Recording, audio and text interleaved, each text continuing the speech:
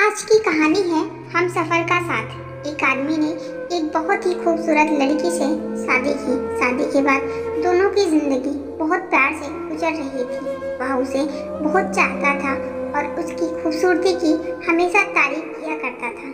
लेकिन कुछ महीनों के बाद लड़की चर्म रोग से ग्रसित हो गई और धीरे धीरे उसकी खूबसूरती जाने लगी। खुद को इस तरह देख उसके मन में डर समाने लगा कि यदि वह बदसूरत हो गई तो उसका पति उससे नफरत करने लगेगा और वह उसकी नफरत बर्दाश्त नहीं कर पाएगी। इस बीच एक दिन पति को किसी काम से शहर से बाहर जाना पड़ा।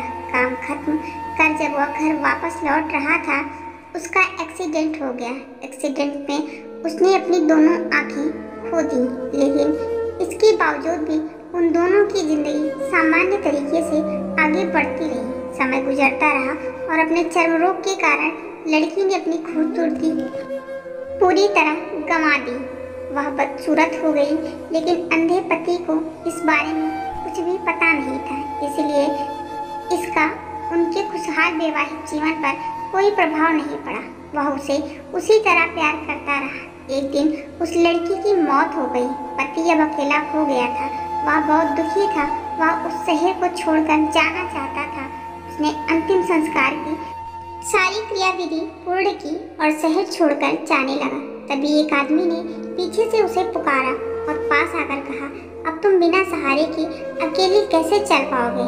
इतने साल तो तुम्हारी पत्नी तुम्हारी मदद किया करती थी। पति ने जवाब दिया, दोस्त, मैं अंधा नहीं हूँ, मैं बस अंधा होने का नाटक कर रहा था, क्योंकि यदि मेरी पत्नी को पता चल जाता कि मैं उसकी बदसूरती देख सकता हूँ तो यह उसे उसके रोग से ज़्यादा दर्द देता।